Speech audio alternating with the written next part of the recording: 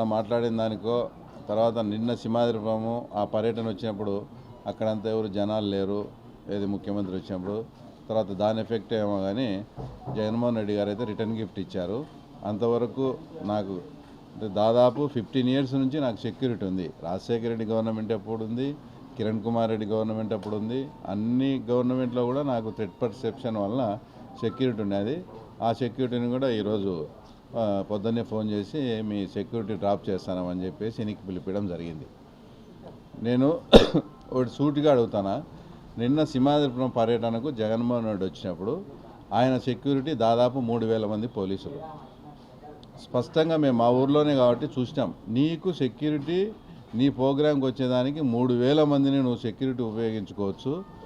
నీ మీద కంటెస్ట్ చేసే వాళ్ళము, తర్వాత మాజీ ఎమ్మెల్సీ ఎప్పటి నుంచో మాకు థ్రెట్ ఉంది, మాకు 1+1 ఇచ్చిన దాన్ని కూడా ఆ తర్వాత దాన్ని కూడా ఈరోజు రిమూవ్ చేయడం అనేది అంటే ఎంతవరకు సబబు ఇది? అంటే కేవలం దీంట్లో బాగా స్పష్టంగా మాకు అర్థమయ్యేది ఏంటంటే మమ్మల్ని అంతమొందించే దాంట్లో ప్లాన్లో భాగంగానే నాకు సెక్యూరిటీ తొలగించడం ఈరోజు జరిగింది.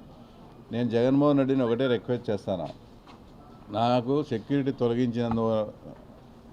తొలగించినందువల్ల నాకు ఎలాంటి బాధ లేదు, ఏం లేదు. ఎప్పుడు మీరు ముఖ్యమంత్రిగా ఉన్నారు కాబట్టి బీటెక్ రవి ప్రాణానికి నాది బాధ్యత అని జగన్మోహన్ రెడ్డిని ఒక స్టేట్మెంట్ ఇమ్మనండి. నాకు సెక్యూరిటీ అవసరంలే, ఏం అవసరంలే, ఆయన చెప్పమనండి. బీటెక్ రవి మా పులివెందులో తెలుగుదేశం పార్టీకి ఇన్ఛార్జిగా ఉన్నాడు, నా మీద కంటెస్ట్ చేస్తున్నాడు కాబట్టి ఆయన ప్రాణానికి మాది బాధ్యత అని చెప్పండి. మాకు ఆ సెక్యూరిటీ కూడా అవసరంలే. ఇంత దారుణంగా అంటే ఇంతవరకు సెక్యూరిటీ ఉండేది, ఇప్పుడు ఇంకా ఎలక్షన్ టైం స్టార్ట్ అయింది, మేము కూడా పల్లెలకు పోయి తిరిగేది ఉంటుంది. ఈ నుంచి ఇంకా ఏదైనా ఉంటే థ్రెట్ లేని వాళ్ళకు కూడా ఇప్పుడు సెక్యూరిటీ ఇచ్చే పరిస్థితి ఉంటుంది. అట్లాంటిది ఉండే వాళ్ళకు కూడా మాకే తీసేయడం అంటే స్పష్టంగా మీ ద్వారా ఆ తర్వాత ఇది సుమోటోగా తీసుకోమని కూడా చెప్తారా.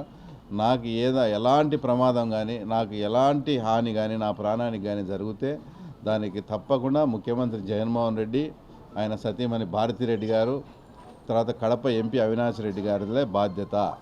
నాకు వ్యక్తిగత శత్రుత్వం ఎవరితో కూడా లేదు, నాకు ఉండేది రాజకీయ శత్రుత్వం వాళ్ళతోనే.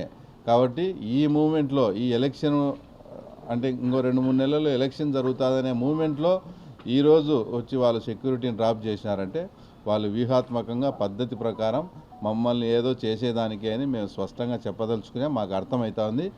లేదంటే ఇప్పుడు తర్వాత మేము పల్లెల్లో కూడా తిరుగుతున్నాము, ఈ మధ్య అంతా కూడా ప్రచారం చేస్తున్నాము. సెక్యూరిటీని విత్డ్రా చేస్తే ఏమన్నా ఇంట్లో కూర్చుంటారని ఏమన్నా అనుకున్నారేమో.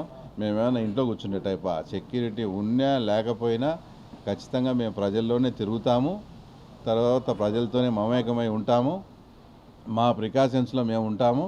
కాబట్టి మీరు దానిలను కూడా ఇప్పుడు వస్తుంటే ఇప్పుడు మాకు సెక్యూరిటీ తీసేసినారు. ఆ తర్వాత మన కేసులో ఒల్లూరు స్టేషన్లో ప్రతి ఆదివారం పోయి సంతకం పెట్టాలి. అది స్పష్టంగా అందరికీ అంటే ముందే డిక్లేర్డ్ ప్రోగ్రామ్. ఆదివారం పొద్దున 10 నుంచి మధ్యాహ్నం 12 లోపల పోయి సంతకం పెట్టాలి. అది అందరికీ తెలుసు. సెక్యూరిటీ తీసేసినారు. మేము ఒకవేళ కాన్వాయ్తో కానీ 4-5 వెహికల్స్తో కాన్వాయ్తో కానీ వస్తే ఇంతమంది ఎందుకు నీకు వెనకబడి మీ ఇన్ని కాన్వాయ్ అని మేము అబ్జెక్షన్ చెప్తామంటారు, ఒక వెహికల్ పంపిస్తారు. అంటే దాని అర్థం ఏమని? ఖచ్చితంగా వాళ్ళ దగ్గర ఏదో ప్లానింగ్ ఉంది, మమ్మల్ని ఏదో చేయాలని. కాబట్టి ఇదే సుమోటోగా తీసుకొని హైకోర్టు కూడా మేము అప్లై చేస్తున్నాం. మాకు ఏది జరిగినా కూడా జగన్మోహన్ రెడ్డి, భారతిరెడ్డి, అవినాష్ రెడ్డిదే 100% బాధ్యత. నాకేమైనా పొరపాటున రేపొద్దున ఏమైనా జరిగినా కూడా ఆ తర్వాత దీన్నే సుమోటోగా తీసుకోవాలని కూడా మీ ద్వారా అందరికీ కూడా చేస్తాను.